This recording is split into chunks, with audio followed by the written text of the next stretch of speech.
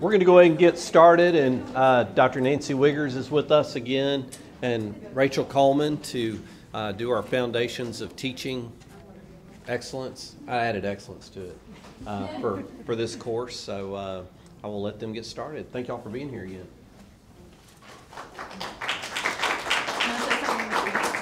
You want me to say something first? Yep. Okay. Hey.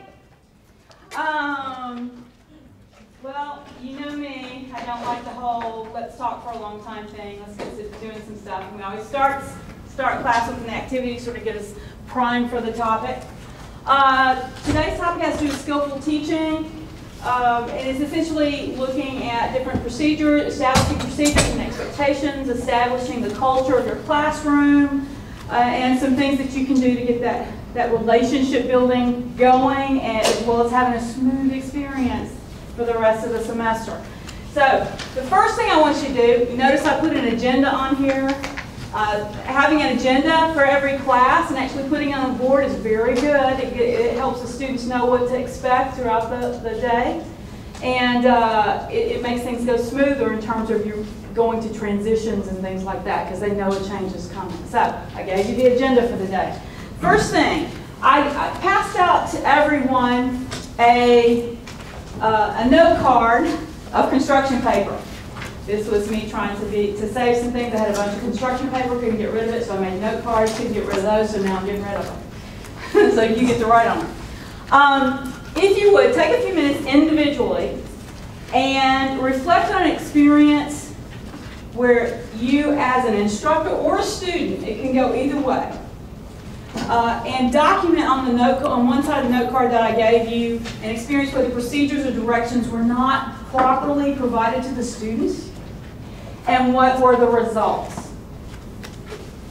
Just some sort of experience, whether it's you as an instructor or a student, where procedures or expectations weren't communicated very clearly up front, and what were the consequences. Take about, 2-3 minutes to sort of write it down. And then when you finish writing on the note card, please share with the people who are next to you. It's supposed to be a group thing. You didn't migrate, but anyway.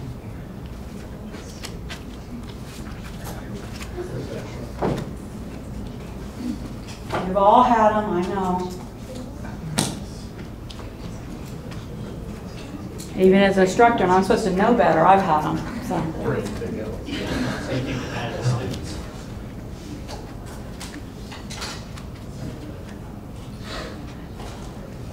In spring of 2017, I had a doctorate office.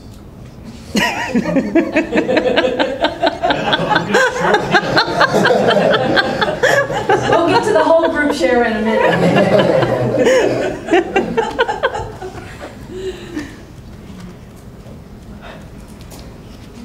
So as soon as you finish, if you would share with someone next to you, maybe you two could be a pair, that'd be great.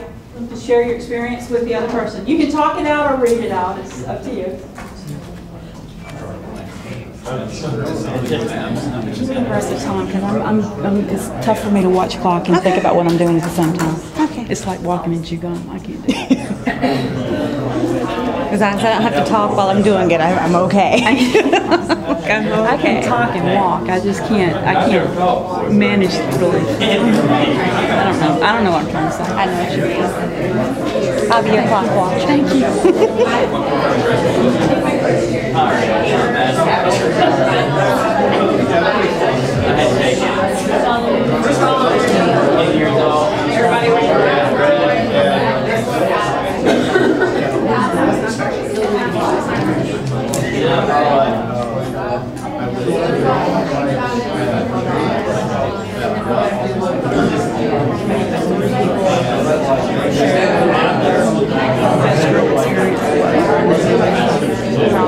I know a lot of it didn't have to do with classroom, but you had a lot of extra stuff in the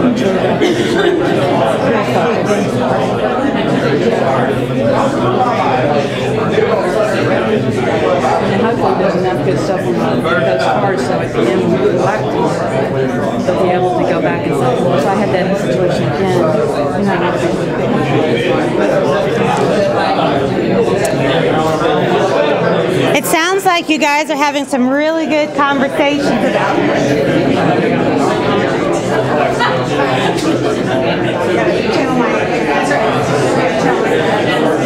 So it looks like you guys are having some really good conversations about this. Are there a few groups that want to share? Who has the best experience? I project a little louder. Who has the best experience they'd like to share with the rest of the group? Let's, Suzanne, sorry. So a couple years ago for the common reading experience was Robert Hyatt's book, and one of the activities was to do a scavenger hunt, and I was teaching 2 sections, and I forgot to say only one group can do the scavenger hunt. I had 8 scavenger hunts. We were out. Everybody was just running out of class over and over and over and over again. So yeah. That was a hectic day for you. Yes, I was like, Looks like there's someone over here. We're appointing, okay? I took a primitive technology class here a long time ago with Robert Thorne, and he told us to write a research paper about somebody doing something. Oh. That's it. That's all we got.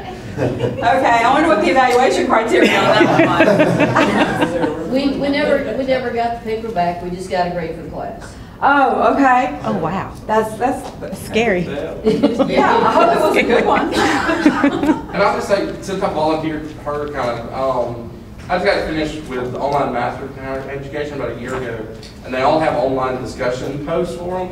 But usually the line is post at a time reasonable for others to reply, but then it's like, you posting in that reasonable time is the difference between a letter grade on the post. And so I didn't really enjoy the vagueness, because sometimes you'd be Friday night and get counted off, and sometimes you'd do it on Sunday and not get counted off. So. Yeah, discussion boards are tough, because everybody's right at the last minute. So if you've got any sort of post 3 times, it's tough. Anybody else have something they'd like to share? What about you from 2016, 2017? No, Jordan. the young man behind Jordan. That was Jordan's joke because he took a grad class from me last spring. Oh, I see. Throw me under the bus right here. Okay, great. Do you have something? I do have something. Okay, great. It's actually the same, I talked about it last time you gave a presentation where I gave the students a writing assignment, and all of their papers were just awful. They might as well have just been bulleted lists. And I realized that my instructions probably weren't as concise as they possibly could have been. Okay. And start over and do the entire project again. Almost. Okay. Well, gee, I was looking forward to something on Kyle.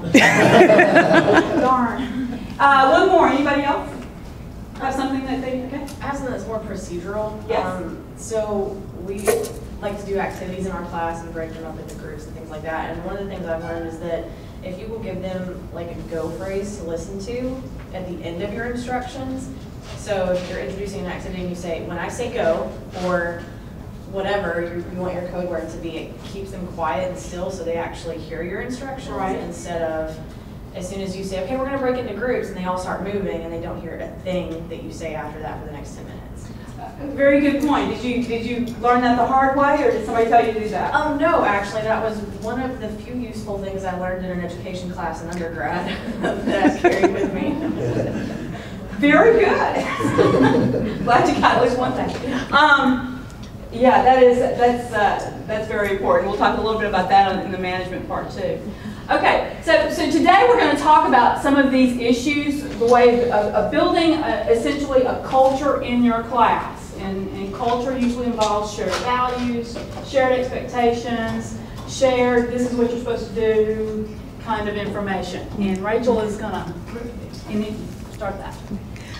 So a lot of the presentation, Nancy has a really great EDHE 105 through 05 teaching resources in Blackboard that will, and this hypothetical later, will be moved over into this year's. But a lot of the skills that we'll cover today are things that I've either learned by trial and error, I've learned from more veteran teachers and advisors, and I see a lot of familiar faces, so we've seen each other all week long, and a lot of it you might find a lot of overlap in information because you're still gathering these skillful teaching skills, even if they're talking about assignments or being real with your class and student success strategies.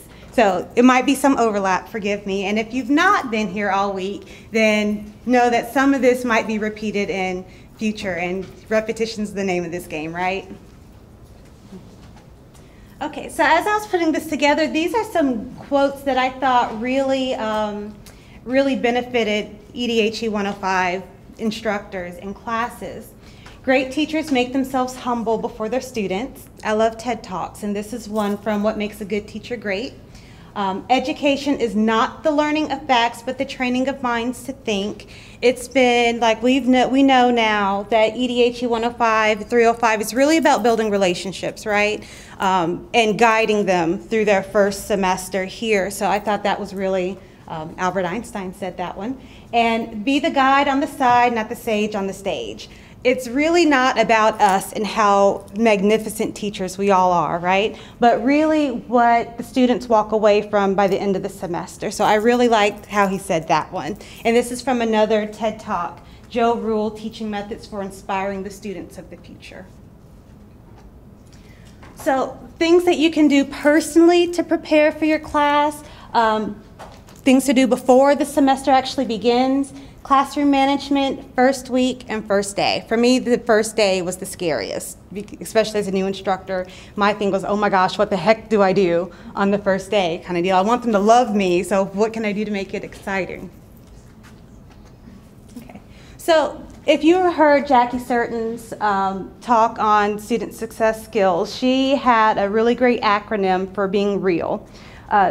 Students, whether they're 18, 19, 40, 50, or 6 can sniff out a fake. They can detect a fraud. So be yourself and do your best. Nobody expects perfection. I'll tell my students outright, I may not be the most exciting teacher, may not be the most dynamic, but you will always get my best kind of deal. And I think that's, you know, take out the expert, you're the student kind of dynamic out of your class.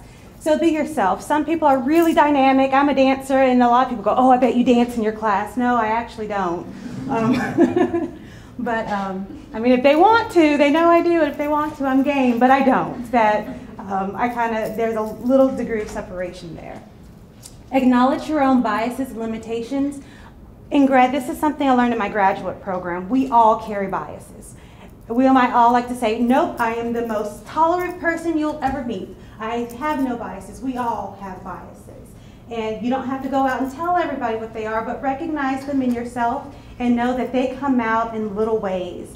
I have a student who got a B in Biology 160, and I'm like, a B? Heck yeah! And he's like, oh my God, Miss Rachel, I got a B. And he's completely melting down over this B. And that's where my bias came into play. Because to me, that class, you got a B, I take it and celebrate and shout it from the rooftops, but he didn't feel that way, and that's where I had to check my own bias. You know, I'm like, this is great, what are you complaining about?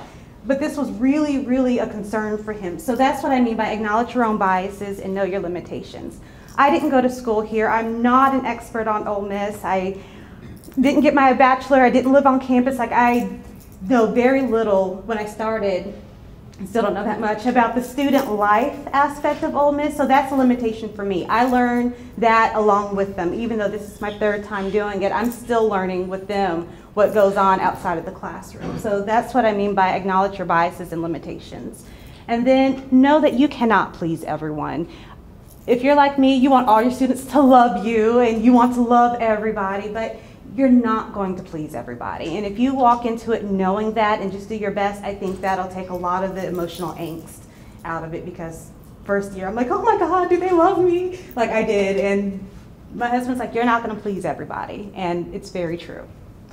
And if I could jump in here for just a minute, I know you've probably already talked about this in some of your other sessions. As far as acknowledging your biases and your limitations, be very aware of your personality and the personalities of your students. It's very easy to be attracted to those that are like you and not as attracted to those who are not like you. Not in a negative sense, but in ways of giving class attention.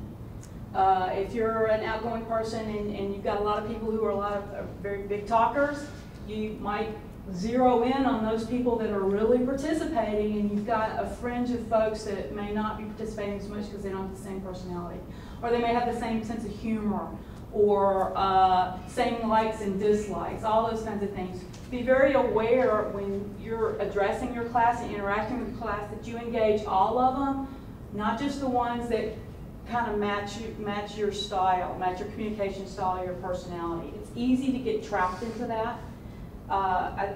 I've been trapped into that because as you're circling around and you're hearing people talk and you end up talking a little more to one group than another because they happen to be talking about something that engages you.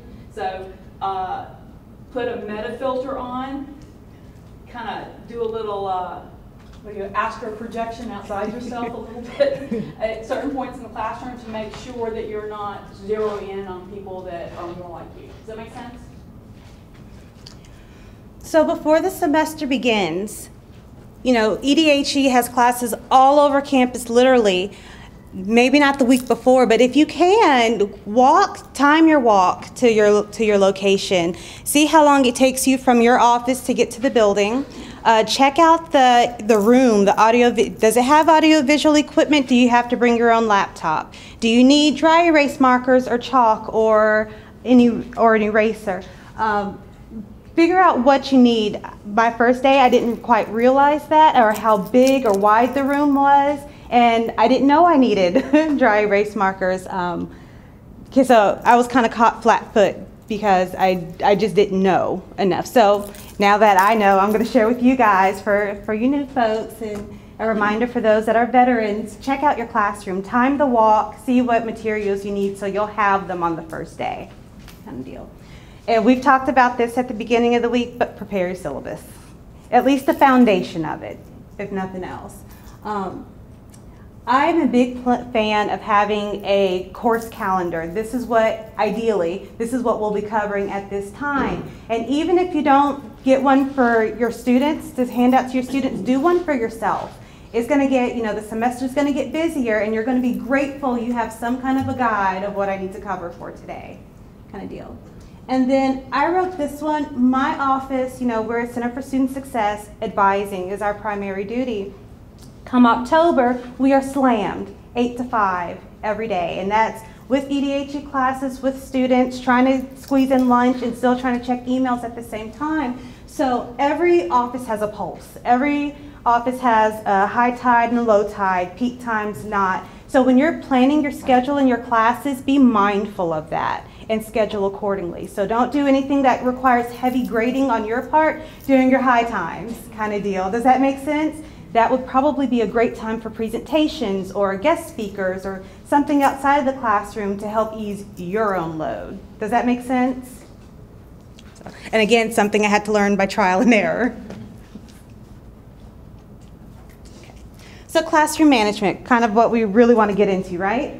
So go ahead and establish a routine. When your kids walk in, do you want them to put their cell phones in a basket and sit? Do you want them to automatically go into groups? Set the tone and your expectations early. Even the first day, let them know this is what you expect, kind of deal. So that, we're creatures of habit. From yay high to whatever, we like to know what's expected of us. We feel comfortable, we feel confident. No one likes to feel like the fish out of water, and that first day is enough. Is already like that for them, right? For us too. How do you plan to communicate with your students? I started doing Remind. Have you guys heard of Remind? Do you guys know what that is? It's, if not, it's an app that instead of sending out these group emails, because they're getting 50 million a day anyway from the university, it's another way so that I can communicate with them without it getting lost in the millions of emails they've got to dig through to find that information. But the first day, I go ahead and everybody in their syllabus has how to sign up for it, so they can go in their email, they can get their app on their phone. But they know this is how I will be communicating with you. Updates, deadlines, any changes, that's how I'm going to communicate it. So you don't have to do Remind, but let them know what you do plan to do to communicate with them. And how do you expect them to access course materials? Blackboard? Do you have your own website where you have your materials? I had a teacher that did her own website, and that's where we access the materials. So go ahead and plan that and let them know ahead of time, and then be consistent. Don't start off with Blackboard and then go, I'm tired of Blackboard, just email it to me, or start the way you mean to go on. Anything you want to add to that one? No, I mean, the establishment routine being consistent throughout is very, very important. So in one of my TED Talks with Joe Rule, he was the one that said, be a guide on the side, not a sage on the stage. He did not come up with these, he says, but these are really, really good.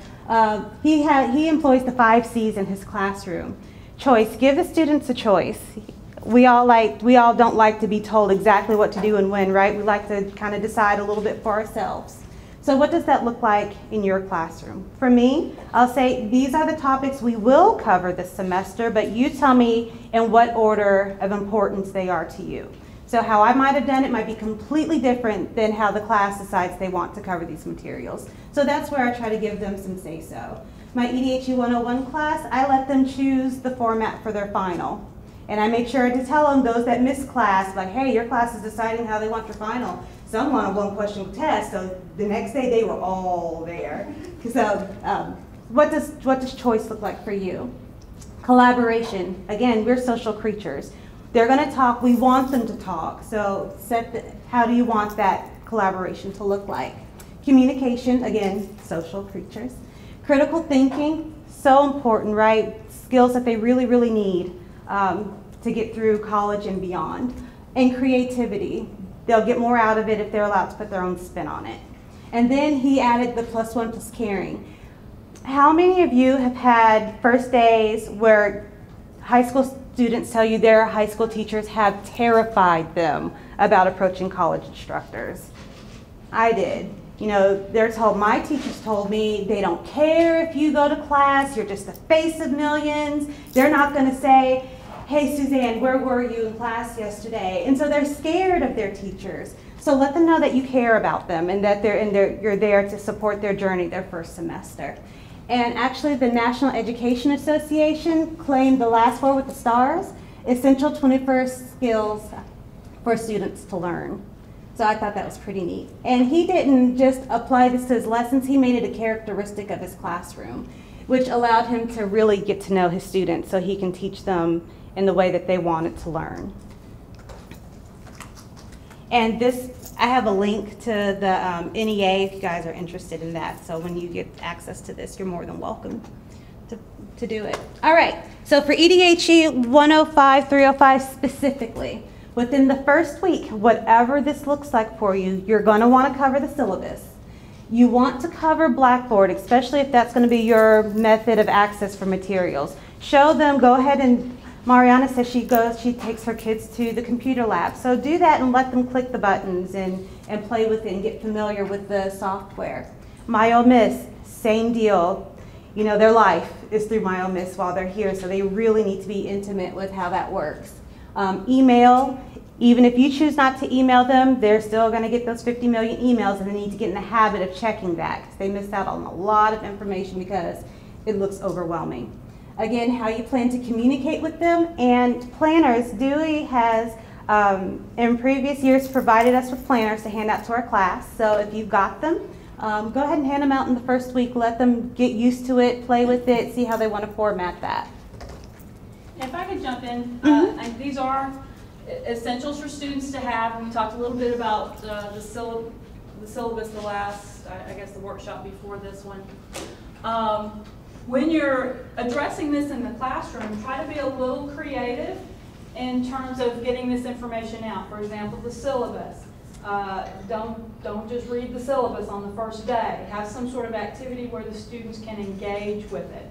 Or maybe do a scavenger hunt type of activity that would involve them looking at syllabi or doing something on Blackboard or something, rather than just spending the entire first day of class just reading over something. That's the time that you can capture them, right? So doing some sort of engaging activity where they are learning some of these procedures, essentials, but engaging with the material at the same time. And I'd also like to add about choice. You can give them choices and assignments, ranking activities. You can even give them a little bit of choice in terms of establishing classroom procedures or expectations. Have them create their own culture, their own rules. That way they have an investment in it so that they can help keep each other accountable. Okay? Can I, a couple of things from this. All of you should go ahead, and we'll talk about this at the faculty meeting, but there's no sense in waiting until August.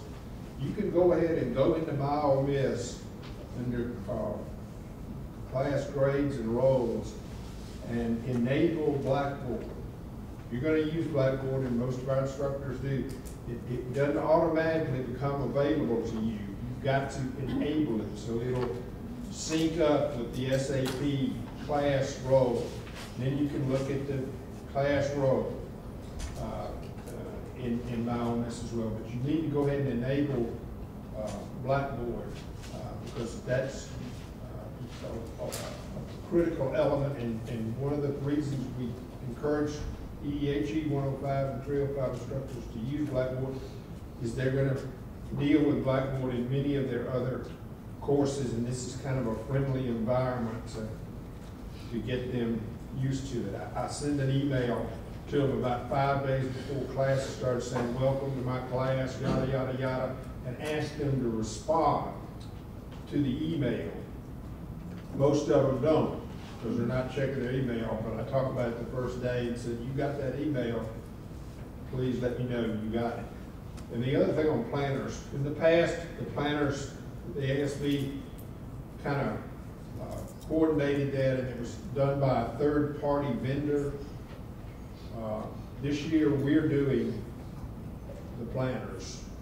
It's going to be really well done. It's totally customized for Ole Miss. It's going to have all the academic calendar dates on it, drop dates, add dates, party registration, all of those things. It's going to have quotes from alumni. It's going to have a tip from students. It's going to be a more than just a calendar with the dates and the times on it.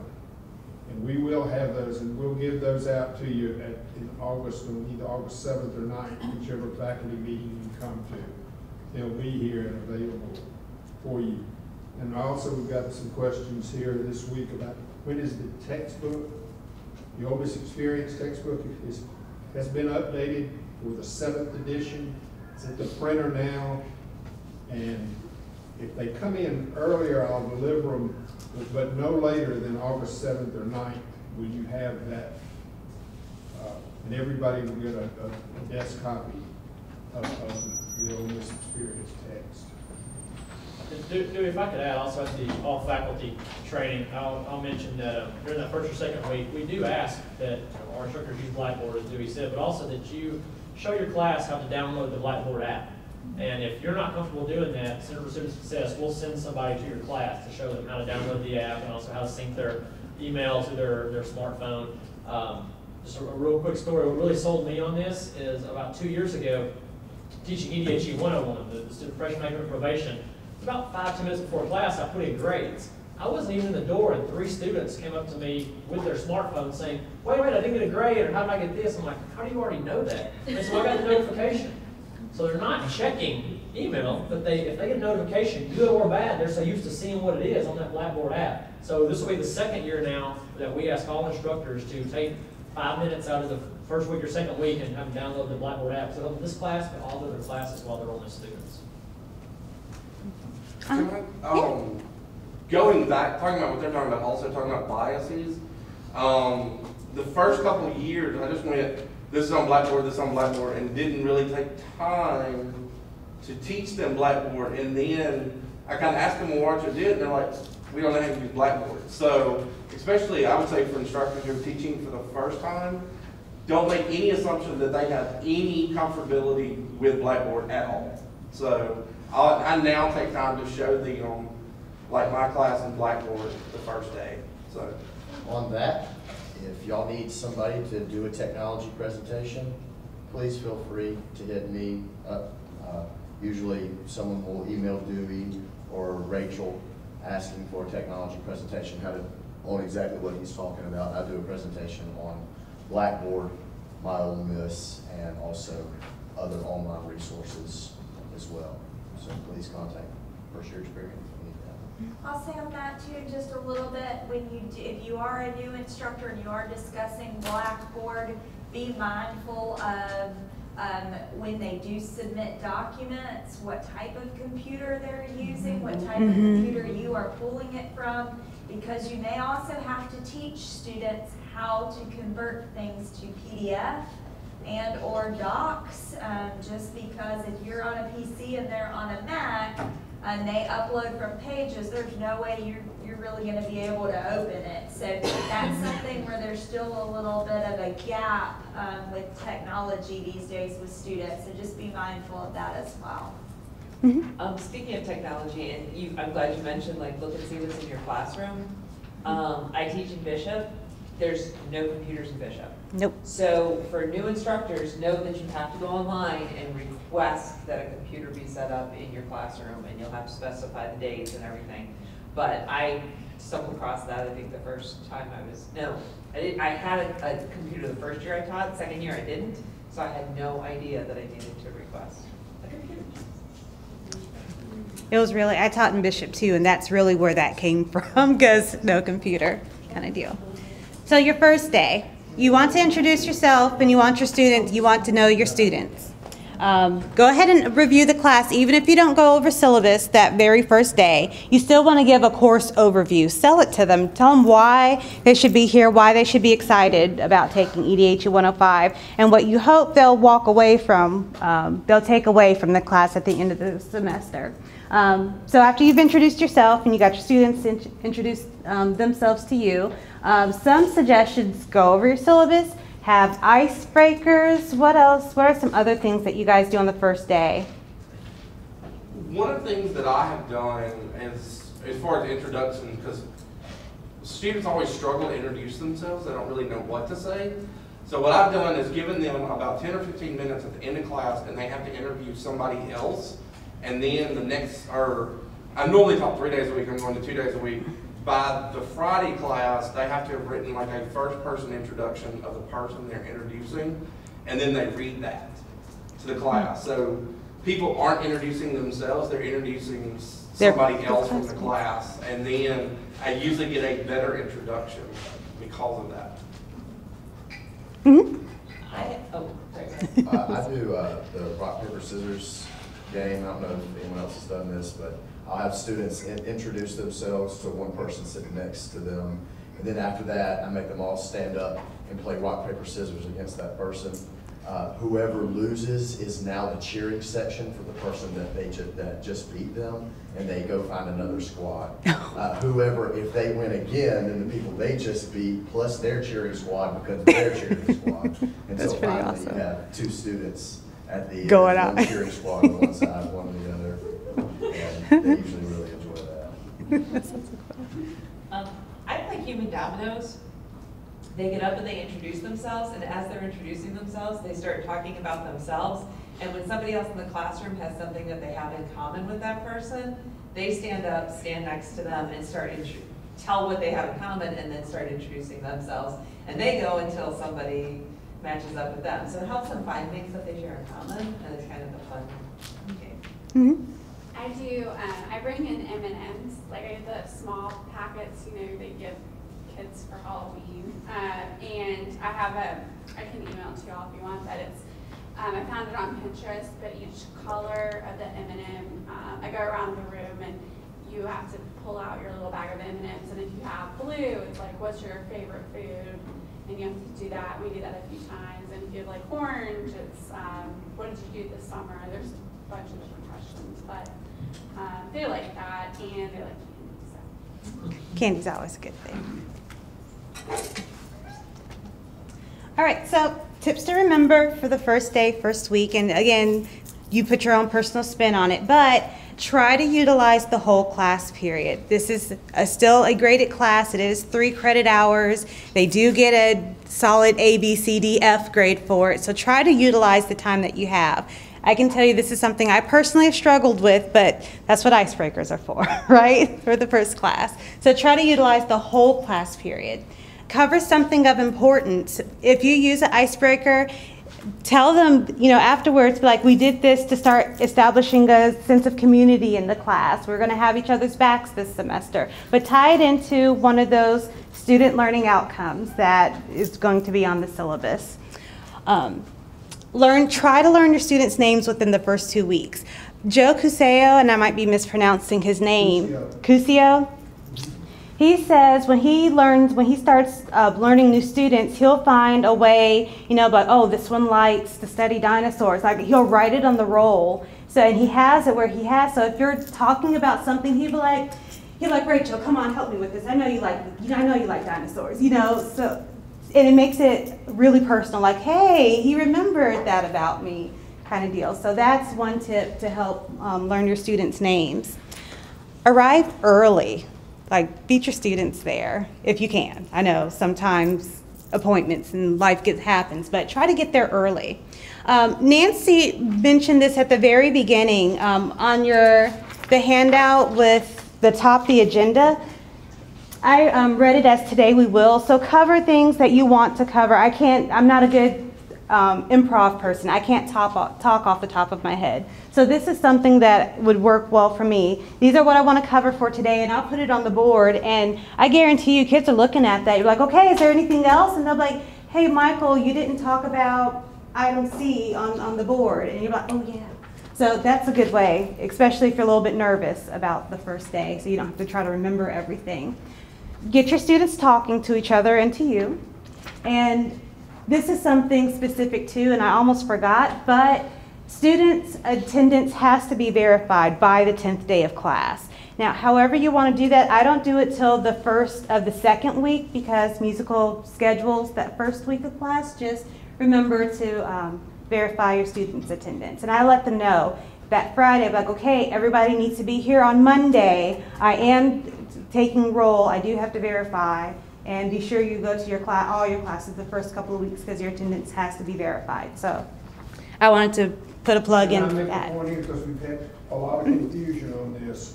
This is primarily for validate that the student is actually here and their financial aid is being used for educational purposes. And once the student has attended, they've attended. They may not come back another time, but if they were there one time, you can verify them.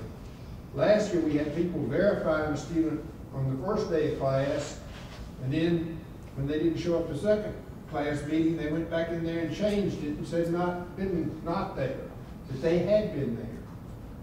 Once they're there one time during the first 10 days, you should verify them as being in attendance. It's very, very important. So does everybody have a handout, the Skillful Teaching handout? I compiled just things to remember, like syllabus, Blackboard, attendance verification, tips for the first day, icebreaker ideas, and then, I can rectify that. I'm giving yours away. Okay. But just highlights from today's presentation, and on the back, facultyfocus.com is a really great website for teaching articles or how to classroom management articles or even first day ideas. So someone told me that they'd love to have a handout with these websites on there. So on the back, you'll have, and it's not everything, but good resources to get you started, and then more links for icebreaker ideas.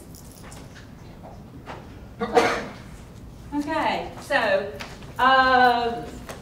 regarding class management, we wanted to get you started thinking about some of these expectations and procedures that you might implement in your own classroom. We talked on the first day that you have a standard syllabus across EDHE 105, 305 sections, but you want to make the section your own. So you can establish your own procedures and policies regarding something. So we want to give you a little bit of opportunity to start thinking about that. So at the bottom of the sheet that I gave you, what I would like for you to do is working in groups or pairs, I like that collaboration thing. If you would look on the back and select maybe 2 things. These are 2 areas that are normally addressed in terms of expectations or procedures associated with the class. And come up with a way that you will address them in your class. Now you can share with your group, y'all can exchange ideas, and we'll give you about, what's our time now? We've got 15 minutes left. Okay, we'll give you about maybe 5 to 7 minutes to sort of come up with something and maybe share it, and then we'll select and pick the best one, and we'll select from the groups to share with the whole group. Does that make sense? Oh, that's what I mean. Okay. Yeah.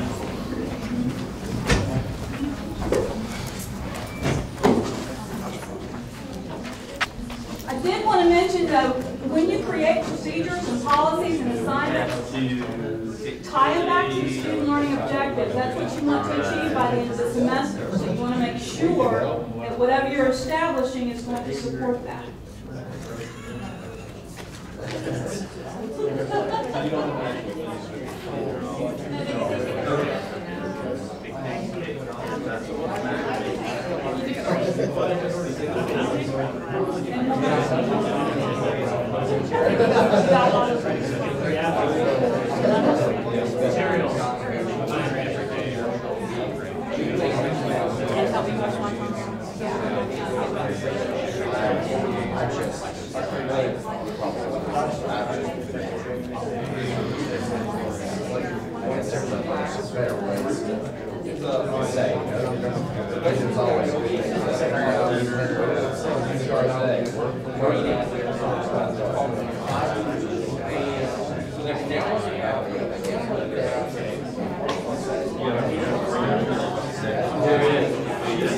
Don't get any more of these for next time. I got plenty for tomorrow. I just forgot about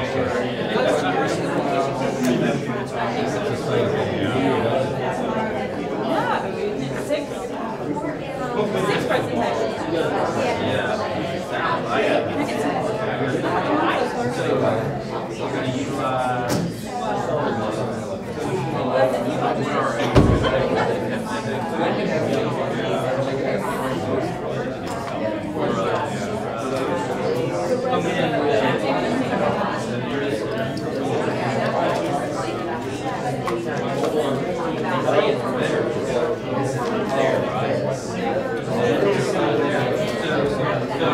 Should have about 20 more.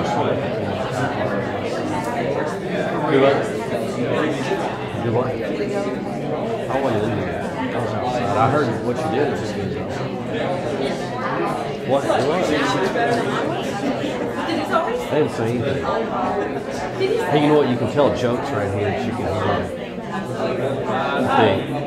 No, she's not listening right now.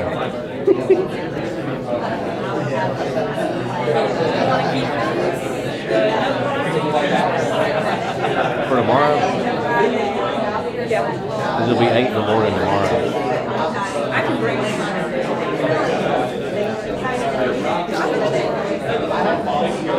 Can Karen Tuttle hear me? Karen Tuttle? Karen Tuttle?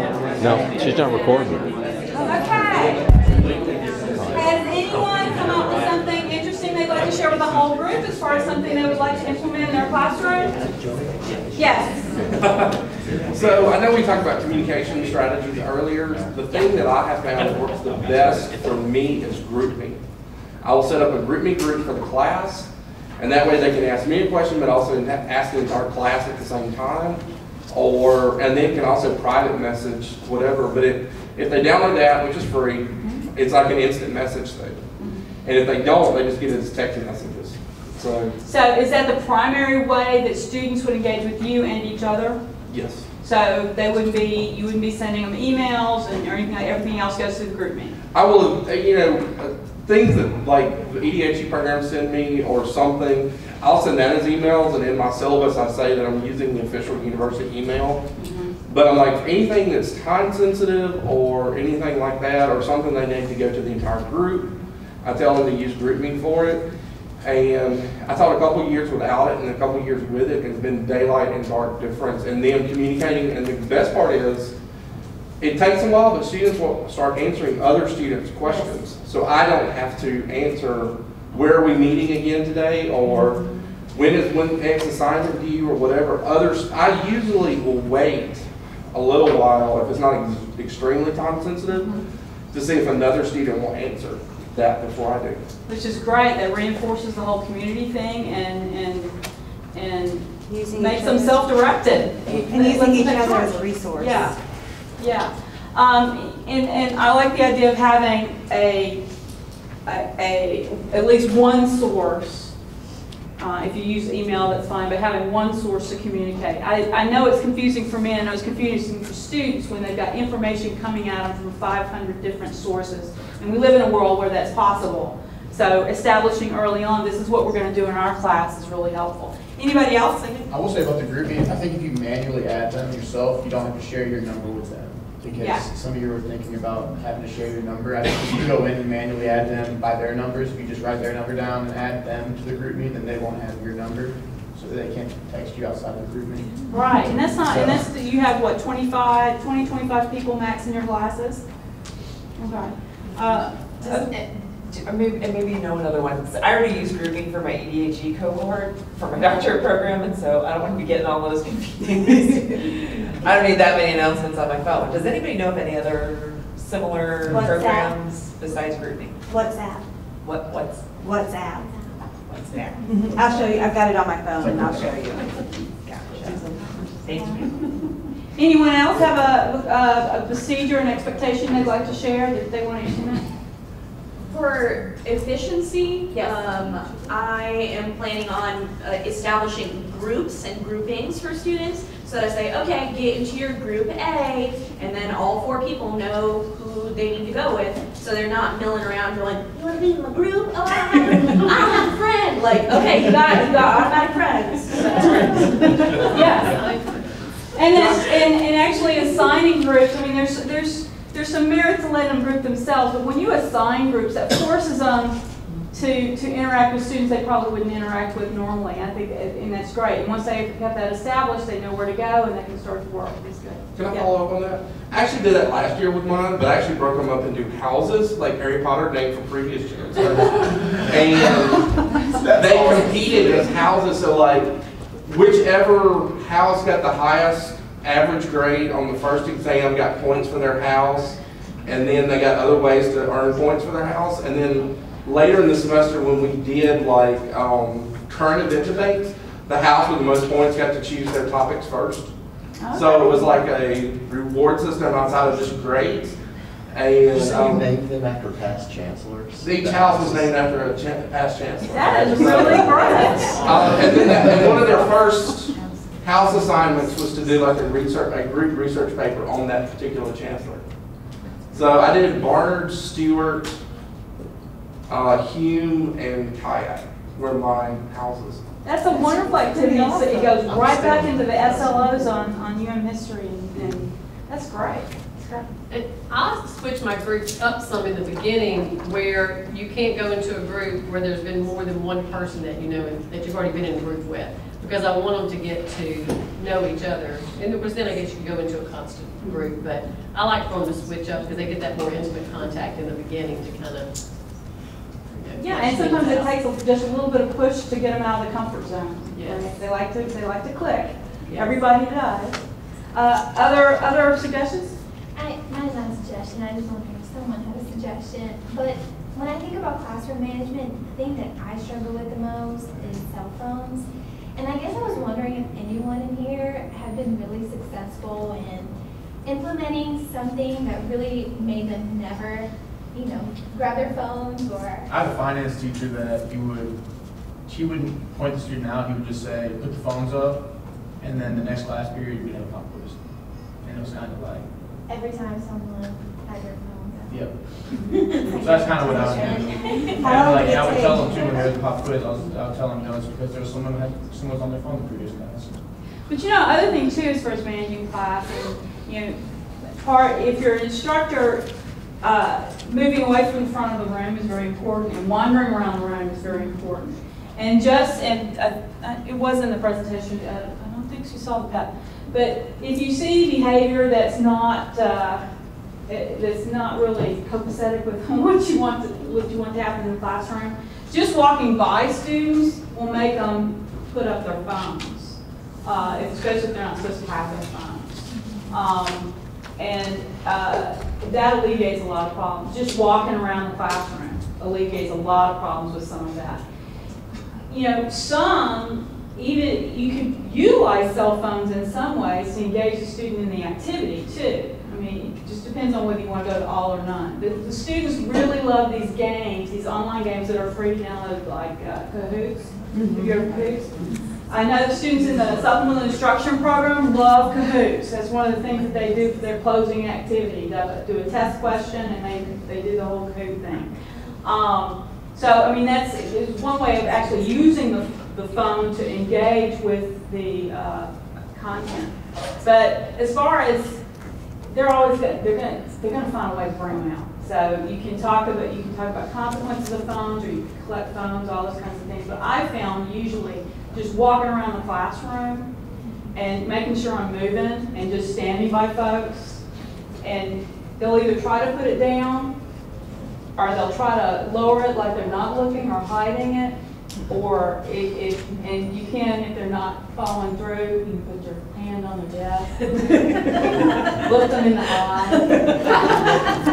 and eventually the phone will go away. But I mean, just walking around the classroom, it helps a lot with that.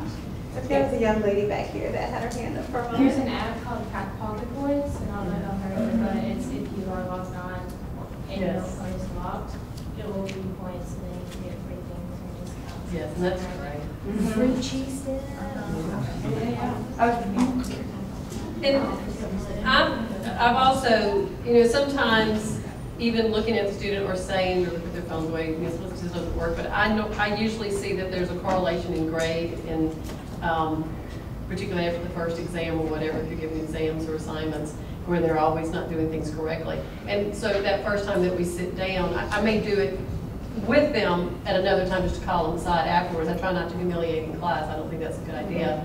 But in our one-on-one, you know, that we do, I think just twice during the semester, I will talk about the cell phone use, and then we'll talk about, do you think there are any consequences that you're getting from that, and we'll talk about the grade and how, you know, these are things that we actually talked about in class that you missed on the exam. What might be causing that? Mm-hmm. Yeah. Linking actions to consequences is a good thing. I had a professor in undergrad who, on our first day, asked everyone to put their cell phone on the loudest setting possible in a basket at the front of the room. And every time the phone would go off, everyone would hear the notification. And at the end, she said, "Do you understand how distracted you were while we went over the syllabus? Please don't bring your phones back to class or keep them muted in your pocket." And I felt like that was super beneficial because the students didn't fully understand that, okay, I'm doing it myself, I'm just distracting myself, not I'm impacting everyone around me and I'm negatively impacting the classroom environment. And I thought that was super effective. That's a good strategy. That's a good strategy. Anybody else? No? Oh, I hope you're sure. Okay. All right. One last thing, and I'm going to leave you alone. On the back of the cards that I gave you, if you would, if you have any comments about this workshop or any questions associated with the topics of this workshop, if you would write those on the back of your card and let us collect them. This is exit tickets, as it were. If you were in your class, you might want a sticky note. So we talked about this before, where students could write down their questions and then stick it on the door as they leave for you to collect them. Since I know you weren't leaving, I didn't give you sticky notes. So sorry. So just on those cards, and thank you so much for your attention, and thank you for being here, and thank you for participating.